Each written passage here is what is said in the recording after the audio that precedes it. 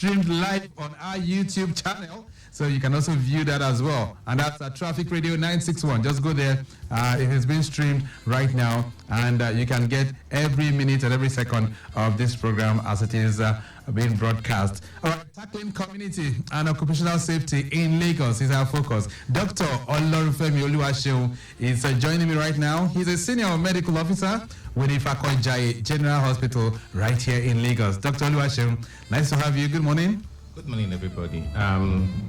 Thank you, Lagos, for listening to us, and thank you for the platform we have. Thank you to everyone that's made this possible, my MD and the General and the Lagos State government as a whole. All right, then, and joining him as well, I have Nurse Taiwo Tolulope, who is also a senior nursing officer with Ifako-Ijaye General Hospital. Madam, how are you doing?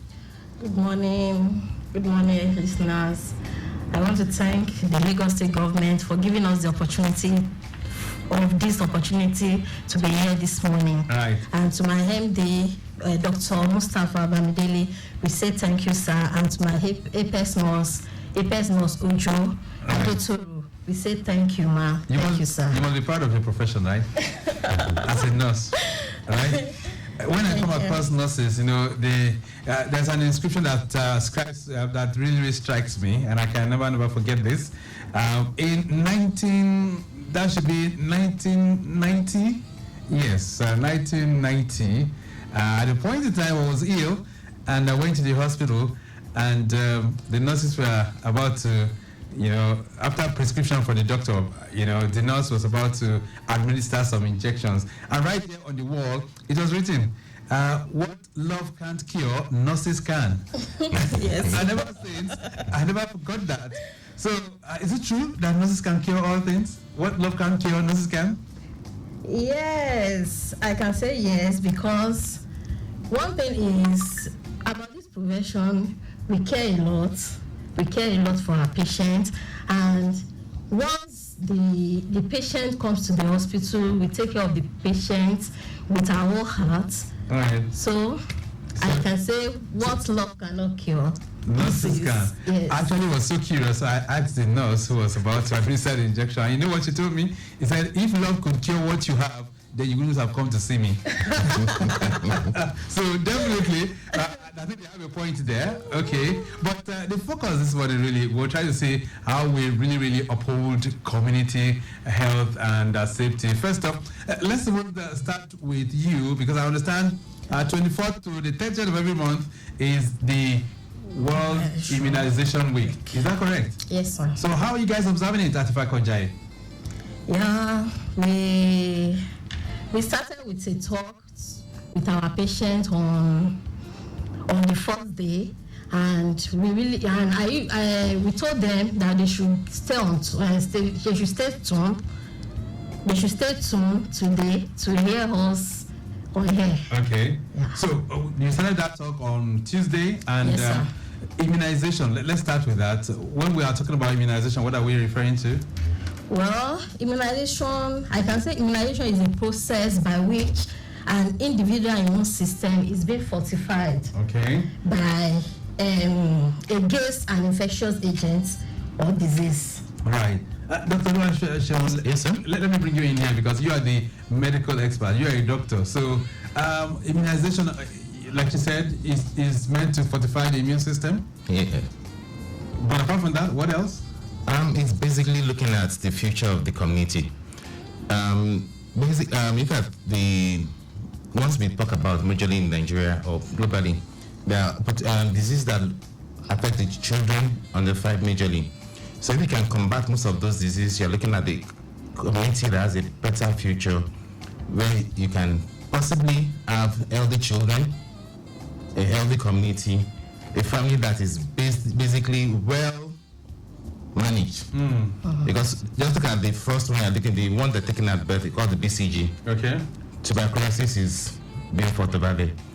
Finding tuberculosis early enough means that you are not keeping the family in a financial burden of trying to manage a disease that could have given a free vaccine. All right. So that's just a small example of what you are doing for the community with just immunization alone. All right. So apart from BCG now, what other kinds of immunization programs do you guys carry out? Nurse Tolulope? Well, at birth, we always give the babies BCG, which is against tuberculosis, then OPV, that's oral polio vaccine, which is against poliomyelitis. You know, we had outbreak of poliomyelitis some times ago. Right. So the Lagos State government tried to curb the poliomyelitis with oral polio vaccine, and at birth we always give them HPV, which is hepatitis B too. Oh, you give that as well? Yes, at birth. Okay. Because I know the government was very, very keen on that. Between October to November last year, they did a kind of program for ages 9 to 14 girls. All right, so you administer that. Yes. But all to say is that immunization is very, very key. Do we still have people who are running away from getting their children immunized in the communities? Well, we can say yes, because to address this present issue, we are in lower and middle income countries. More than 12.5 million children received no vaccine in 2020. Wow. 2020, in low income countries? Yes, 2020 to 2024. Wow. So these vulnerable children are known as zero-dose children, right, which account for a sustainable portion of preventable deaths in children. And to address this present issue, the agency of the Global Action Plan for Healthy Lives and Well-being for all are collaborating with Nigeria governments to reach every child with immunization services. Right. So in your own clinic, or perhaps in the hospital that you are right now, immunization takes place every day? Yes, every day. We open all antigen every day. Okay. Yes. From Monday through Friday. Right. So people are always there. Yes. And the response has been what? How has the response been? Well, the response is because there is increase of people coming in now, because they've already, we give health talk every day. We tell all our mothers to inform all their neighbors around, to tell them to immunize their baby, and they are really bringing people in. Okay. Yes. So it's working effectively. Yes, exactly. All right. So for this week that you guys are marking now, it started on the 24th and it will be running off on the 30th. That's it. All right. Any other programs that you've been doing apart from the health talk that you've been giving them? Any other things that you guys are using to commemorate this? Yeah, we also informed them about the recently Lagos State government brought up the HPV vaccine for 9 to 14-year-old girl. And so we informed them that they should use this opportunity, because for an adult to get HPV vaccine now, you will be taking one dose for almost 20-something thousand. Wow. And Lagos State is giving them for free. It's giving the little girls for free now, 9 to 14 years. So it's giving them for free. So I think that is an opportunity for them. So we told them this last week during their talk, we told them that they should bring their babies within 9 to 14 years during this week and come and take this, and we'll still be giving them all along. Oh, okay. So from time to time, they can always visit the hospital. Yes, sir. And they'll get more of these vaccines. Yes. Okay, Lagos Traffic Radio 96.1 FM. We are on Talk Time, and today the focus is on health. We're tackling community and occupational safety in Lagos. Let me focus on Dr. Olorunfemi Oluwaseun right now, who's a senior medical officer with Ifako-Ijaye General Hospital, and we're going to be talking about occupational safety, right? Yes, sir. I understand the day is coming very soon, the World Day for safety and health at work. It's tomorrow, 28th of April. Oh, 28th of April? Yes. Talk to me. So what's the essence of that day? As the word speaks, occupational safety and health. What are things you do at your workplace to keep you safe? And how does that thing you do keeps everybody healthy? Not just at your workplace, but beyond your workplace. So let's say, for example, here now, Look at the ambience you have there. We can still do this program on the road, Abby. Yeah. But what ambience are you going to have here compared to on the road? On the road. It's going to be rowdy on the road. Look at the safety you're going to have within the studio and on the road. So that's what basic occupational safety and health is. Everything you do within the where you are to make everybody safe within the workplace and also beyond the workplace. So let's talk about that now. So when you look around, when you glance around most of the places that you've seen, how conscious are we as relates to occupational health and safety? It's a wonderful situation we have in Nigeria. Some places are more conscious than others. Some are by law enforced to make the place as safe as possible, and some don't just care. It's why we are where we are presently. Not that the police are not there. Sometimes people just enforce the policy in the negative than doing what's supposed to be done. Okay. If you remember, I think for a few times now, Lagos State government, there was time, I think last year or 2 years ago, about what some places that were contaminating the water bodies. And Lagos State went to shut down those places because we're not doing the appropriate thing. That is an example of enforcing occupational safety, not only for the workers in that place, but also for the community where they are living in. Right. And even for those that make noise on its own is a pollutant. Right. So you have to lock down some places. That's health of those within that particular area. This year now we're looking at the effect of climate change. That's the theme. Yes. Okay. On occupational safety and health. Okay. Generally, I don't know how many of us sleep comfortably in our houses nowadays. the temperature is just so hot right now, right? That's one of the key areas you're looking at in impact of climate change on occupational health, because that's even talking about the home. But look at if you're at work now, the price of diesel is already prohibited for most places. That's right. So many people, rather than put on the generator, find a solution to, okay, let's put on the generator for a few hours there and back. So what I think are going to do that, despite the heat in that place, to be able to make sure that your staff are a little bit more comfortable and coping with the excess heat that's coming in. So let's talk a bit about that now, because climate change is global at the moment. Yes. And it brings extreme weather conditions. Yes. Things that we're not used to. How did we get there in the first place, Dr. Olorunfemi? The funny thing is, the biggest pollutants or the biggest causes of climate change in the world are the ones that are having the least effect, or those that are polluting the least. You really? The most effect. Yes. I need to break that down. Yes, for the us. biggest climate change agents in the world are, funny enough, China number 1, US number 2, the European Union number 3, India number 4. And they're having the least effect of it? Because their society is a little bit more developed and advanced, and they have policies that they put in place to make sure things are working in particular order. Right. So they have the least effects of this. Yeah, but I wouldn't say that, because even in the US, they have extreme cold conditions too. Yes, they have extreme flood too sometimes. They have those extreme floods, but look at now, if you have a flood in somewhere in Africa compared to the flood in in Europe, who comes out of it faster? Okay, so you're trying to say that they have some kind of things in place that will serve as shocks, serve as buffers for them to be able to recover and mitigate some of those things. Also, they are the ones that are supposed to even have the COP. When Nigeria was going for COP last year, people were shouting, COP 28. How many people are you taking to the COP? It was necessary for us to take that number, because whatever decision is being made at that point in time affects you, even though we are not at as much putting of those guys outside. But whatever decisions is made, you must be in the know, and also put your foot on play that this thing you are doing is affecting me more negatively than it's affecting you. Right. So now that it's affecting us, is there anything that we can do? The weather is so hot right now, people can hardly sleep.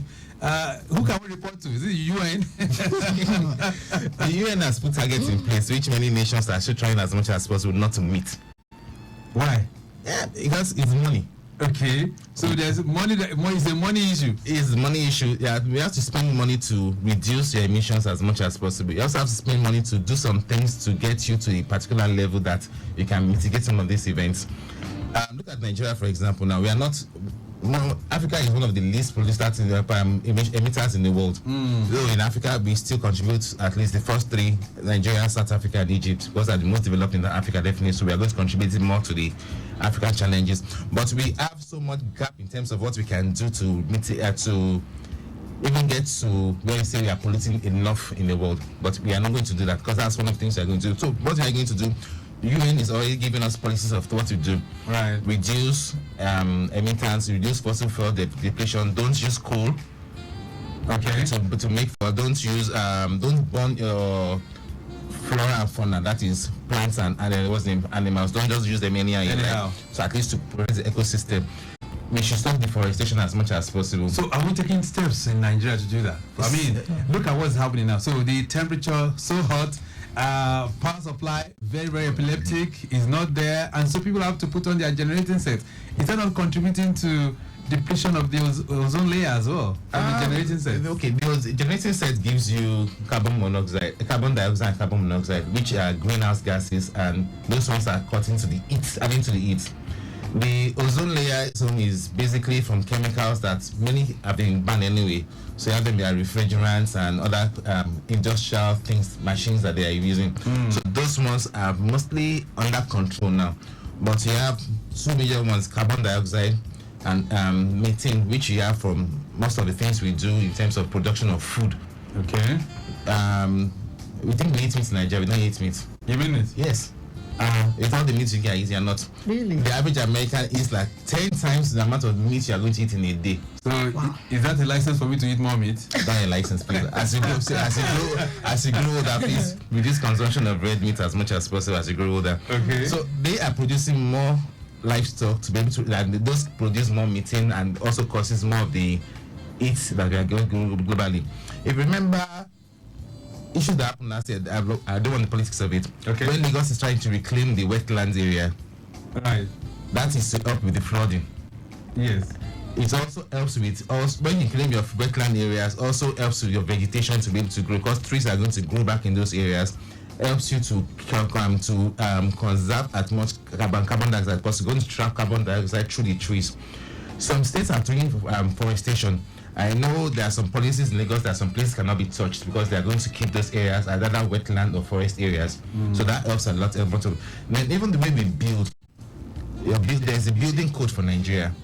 Sometimes it needs to be enforced so that you can't just build anyhow. There's an average height you must build in a particular area. There are some areas you must build up to this level. There are some areas you must get things done to make sure that there's a little bit of ventilation to improve the airflow, which also helps you to reduce the heat in those areas. Okay. For factories, this is one for factories is necessary now. Okay. Especially those that are indoors, you must have a way of extracting used air. Used air. Yeah. How do you do that? If you look at some of these eateries, for example, look at the back of those eateries or bakeries, you see this big metal aluminum stuff behind them. Those are things that help you to extract the air out and push the used air out. So as you are doing that, you are going to have fresh air coming in. Are they like extractors or something? Yes, extractors basically. Okay, so it's like what do I call it now? So it takes away the heat from the house. Yes. And brings in fresh air. Ooh. Okay, I thought these things were only used in the kitchens. It's not only in the kitchens, you can use them almost anywhere. Because if you, actually, because for those that build high rises and to help to mitigate whatever they are doing, they find a way of pulling those air out. Okay. So they are building a 20-story building, for example, now, because to reduce the consumption of energy, which is more abroad than we do in Nigeria, we have to find a way of making sure that every floor has a way of extracting the air and pushing it out. And as they're doing that. So how many companies or how many corporate bodies are adapting to that right now? I'm not sure. You're not sure? Okay. Because most of these corporate buildings are old and you have to redesign them to be able to do this. To adjust to that. All right. That's still money. Okay then, Lagos Traffic Radio 96.1 FM. I've got two medical officers, two great minds with me in the studio, and we're reflecting on occupational and community safety this morning. All right then, I have Nurse Tolulope Taiwo, Senior Nursing Officer with Ifako-Ijaye Hospital, and I also have Dr. Oluwaseun Olorunfemi, who is a medical officer with the same hospital. Quickly, let's take you through the Pen Cinema Agege corridor right now. Movement from Abattoir connecting Nitel down to Total underneath the bridge is still very good this Saturday morning. Agbotikuyo Shofunde connecting Okekuto, very much in good shape as well. Afanla as well as Oniwaya Capital, no cause for alarm as we speak. Mongo Rashadi linking up with Akoni Doherty down to Guinness is very, very calm. Akilo Inwards Mobile Ashadi connecting Oba Akran, Iwat's Dangote U-turn is also moving at a much faster pace. And we can tell you, Pensinema Bridge, talking about the flyover bridge, and underneath the bridge, Iwat's Oba Ogunji down to Odwenro is moving at a much faster pace too. Wemco, Metal Box, Acme Junction down to Fumek. No cause for alarm in those corridors. I can tell you, no impediment cited as you drive through those areas. So, okay, then, so if you want to ask my guests in the studio any question this morning, feel free to connect with us, and that's on 08099 1207777 091 53877127. Okay, that's 08099 1207777 08099 All right.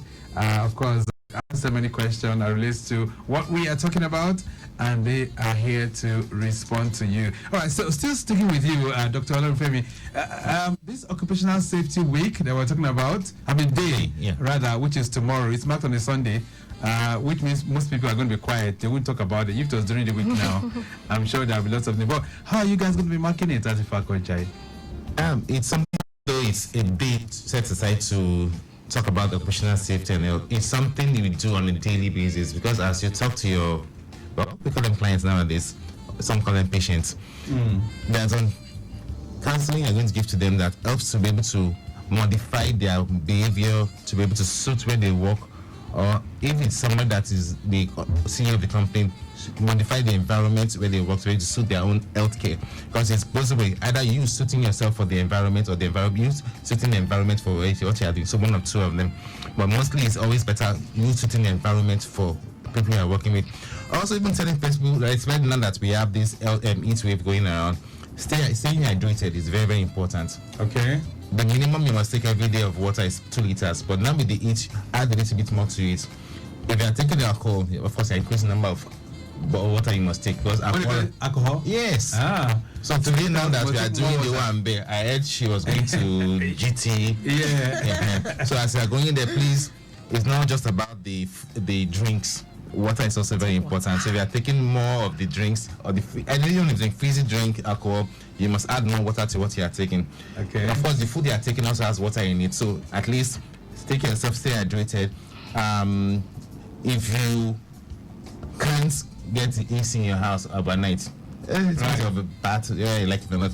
Then if you are in the office and you have to put off the generator for any reason or the other, cross ventilation, door open, window open. When you're not doing anything you're not supposed to be doing during the working hours. Like what? Smoking? I don't know. Okay. All right, during working hours. But what about the facilities that people put in place in the workplace? Is that something that we need to consider as well? Because you might go to a place and you say, well, everything is well said, but the way and manner those things are put in place is such that it could harm the employee. Yes. Remember I said that you have to suit the environment for what you are doing. So everything that's going to cause a harm to anybody should be out of the way. There are minimum, like I said, there's a building code which we try to not enforce in Nigeria. There's a set amount of distance between a wall and a wall. So probably for hospital for example now, minimum you should have about 6 feet on the corridor, so you can have people move in and out. Okay, let's take this call. Hello there. Good morning. Hello, good morning. Good morning. What's your name? Good morning. I'm calling from Agege. Agege. What's your name?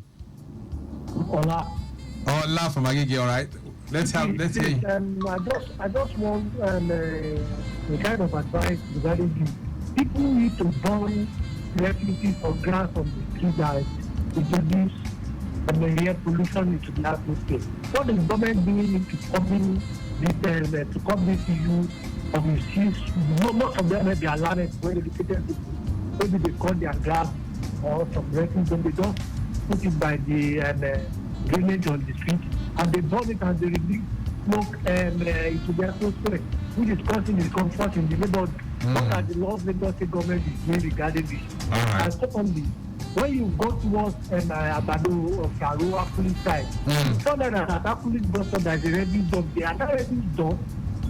The refuse they do is that during the rain, if the erosion from there, they are king of king attacking the that causing the erosion to all of them, fish and that will breathe. The one that leads to Greenland. Okay, well, let me get that very correct. He said there's a refuse dump at where? Where is that? The very urgent development solution to that issue there. The refuse dump there for years. Where is that? Between the border of Lagos and State there.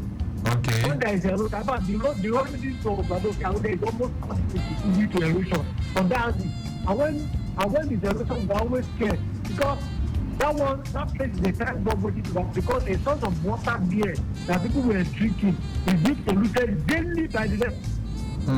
Okay. All right. Thank you very much for your question. I think that's Ola, all the way from Agege. Doctor, you want to respond to him? Okay, yeah, we put some cogent questions out, even they didn't know how many of them is put out. Right.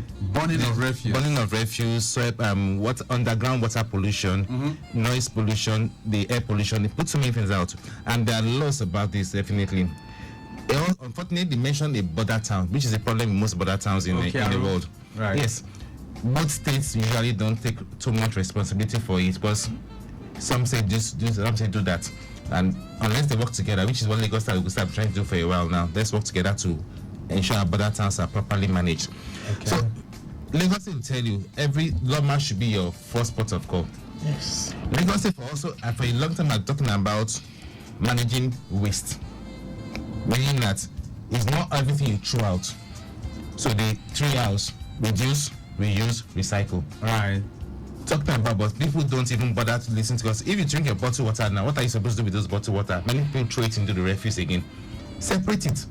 When the Loma people come, they're even happier that they can easily pack these things and give it to those that are going to recycle. Reduce, basically, you don't have to buy everything. If you have a water bottle at home, you can always put your water in the water bottle rather than buying bottled water every day. Right. Or sachet water, as they call it, pure water. Then the refuse. It's the minimum you can do sometimes, because something just has to be burnt. All right, but so how much of it should be burnt every time is question. That's a very big question indeed. 08099120777. If you want to ask my health professionals in the studio any question this morning, feel free to do so, like Ola has done. And if you cannot ask, put up a voice call, you can still send a message, and of course we'll be here to respond to that as well. There's a message here. Okay, let me see. It says, good morning, Lagos Traffic Radio. It's nice to hear your medical officers in the studio. Please ask your nurse, apart from the immunization that she mentioned, can I also use herbs or traditional medicine as a traditional medicine to immunize my baby? Okay, Bimbo is sending this one in from Akute. Well, I can't advise you to use herbs or any apart from these vaccines, because herbs is quite different from vaccines, and then all these herbs that people are using, they don't have dosage for it. Okay. There's no exact dosage. So that's a major challenge. Yes, that's a major challenge. They don't have exact dosage to use the herbs. So before they will use overdose for the baby, they will not know, and so many things can occur to the baby, and that's when they will be running extra to bring the baby to the hospital where they don't want to come at first. So I would not advise you to use herbs. Herbs is quite different from vaccines. Okay. Yes. Okay, but what would you say? I mean, doctor, let me bring you in at this point. Yes, I mean, for those who say, our fathers grew up with Agbo now, and they're so strong, Agbo that probably made our ancestors very strong. Ignorance, let's be legal now. Ignorance is not an excuse to the lobby. Yeah. Yes. Back in the days, we used to have Abiku syndrome, but we know that today now most of the Abikus are probably sickle cell or some other disease. Some of them were able to get away with doing what they did, but you don't know how many died. Now, just to buttress what she just said, there was a day a 3-4, I'm not sure how many weeks, was rushed to the emergency in the hospital. What happened? A child was given herbs. Wow. For 2 hours, we were battling with this child, and soon after, the child was lost. Wow. Of course, what do you think happens to the marriage? Okay, so lots of questions indeed that will come up. So you're saying now that ignorance shouldn't be an excuse. Let's go the right way and take good care of our children. But is it wrong to take agbo? But it's a cultural thing, and you know, for most cultural things, you take a while for you to either change the culture or change the mentality, the idea behind the things being done. Nothing wrong with it, right? But that's why it's funny. Dosages. That's why also the government is now doing the traditional medicine board. Okay. To be able to moderate and also regulate the activities within that particular sector of the country. There's nothing bad in some of the things, just that since you don't know the dosage, you don't know the active ingredients, some of these are also mixed with things that are unhealthy to the society. I'll give an example. There was a child that was rushed into the hospital, and all child was smelling was urine. Let me ask, what is urine? Camel urine. Wow. Jesus. Lagos State.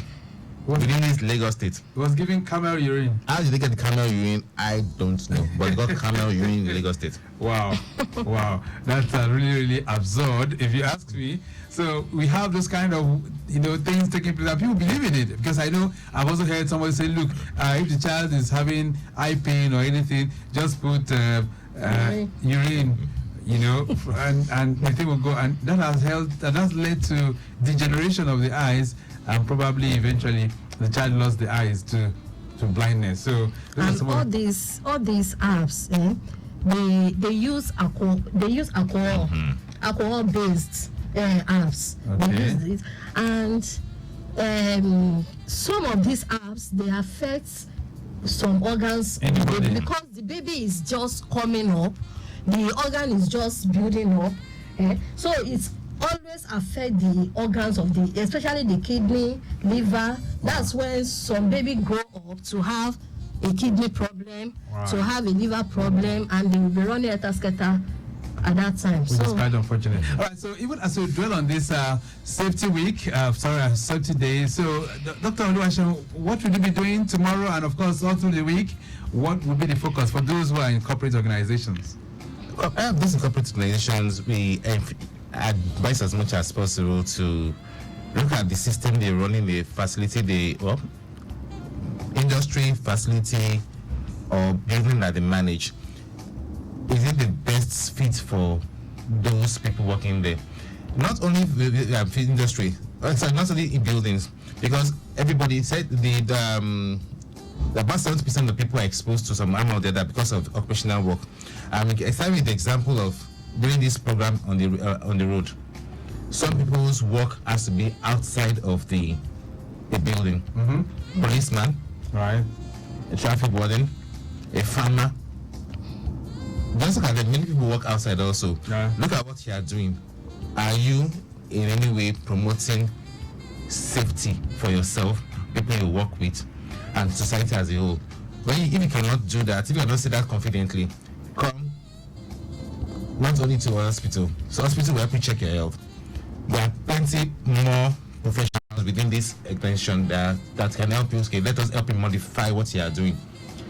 If, for example, not even a chair can be occupational hazard to you. That's right.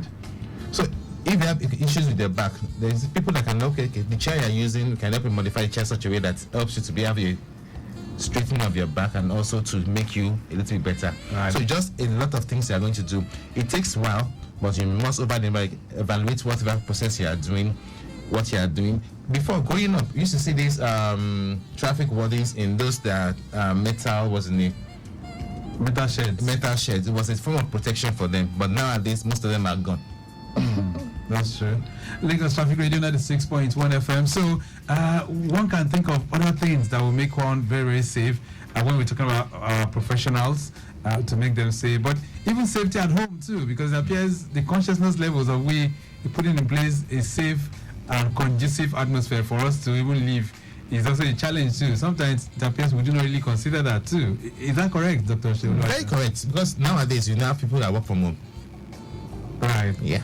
So your home is actually a work environment for several people now, and that way you must look at what you are doing at home to keep yourself safe, keep your family safe. Because You can't lock yourself indoor all day. Air is not going from you're going to be less productive. Funny, I even forgot to say that. Right. Everything you are doing that doesn't make your work environment conducive is a burden on your productivity. Meaning that you're not producing very much, you're also not making enough money, but you need money to even to help you to be able to get yourself better. So let's look at this in perspective now. There was a day I went to buy something at a store, and we found out that there was just a small girl who was more or less put there as a salesperson, but she was locked in. Where is the owner of the store, of the shop rather? Where's the owner of the shop? They said she went somewhere. And she locked this child in. So we had to complain to the neighbors, look, you guys need to take this lady up, because how can she lock a 9 or 10-year-old up in the shop, all in the bid to say she wants to protect her shop, and then she leaves the place, the girl is locked in. So how would you speak to that, Dr. Oluwaseun? Because I know some people are still practicing that even up to today. Tomorrow, I like saying till tomorrow. Because it's still, some people still in terms of looking at this care of their stuff, forgetting the emergency that could happen. Because even when you ask the question about things you do to make sure about space, emergencies are some of the things you have to bother about. If emergency happens, can you quickly move this person out of this environment?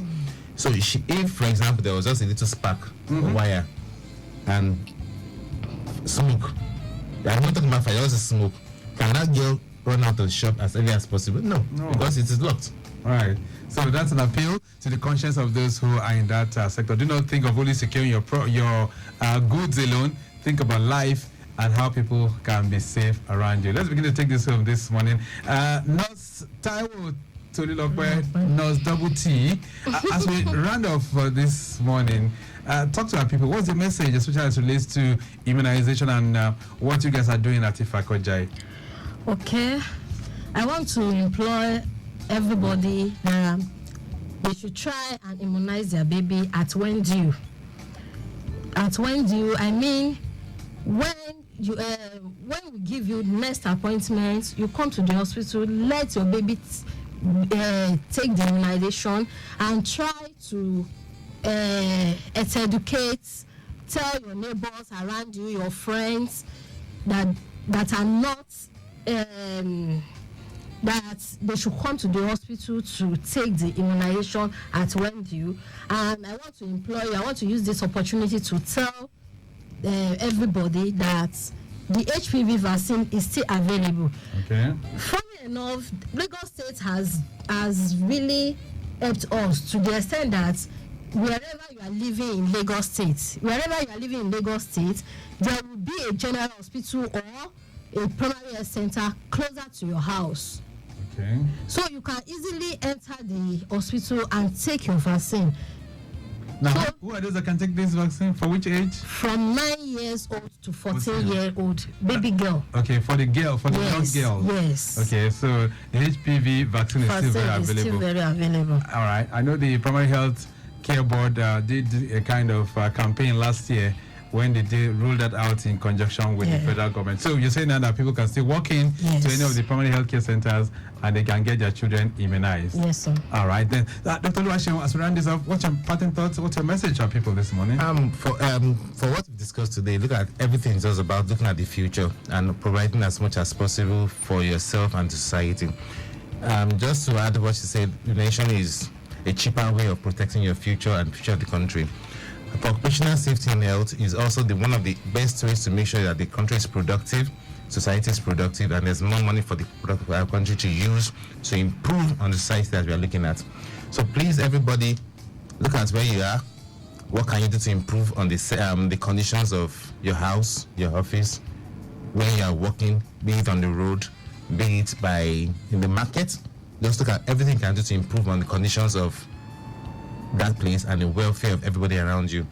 A platform like this is always very, very necessary for us to continue to use to educate ourselves, to disseminate information, and everybody that makes this kind of platform available is to always thank them and continue to thank them for what they've done. All right. It's not just about resources. The resource person can be making noise and there's nothing for him to, nobody's hearing. All right, we'll leave it at that for now. Thank you so much for being here.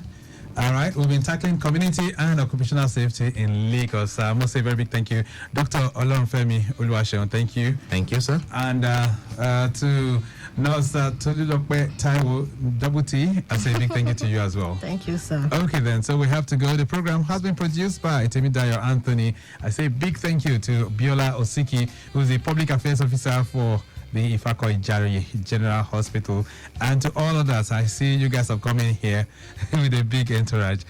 Big ups to you. And to our social media team, Deborah Bonodeoku, I say a big thank you to you. Our executive producer is Tayo Akonle. My name is Victor Oteri. Have a splendid weekend. I'll be back by 10:15 for Maritime Today.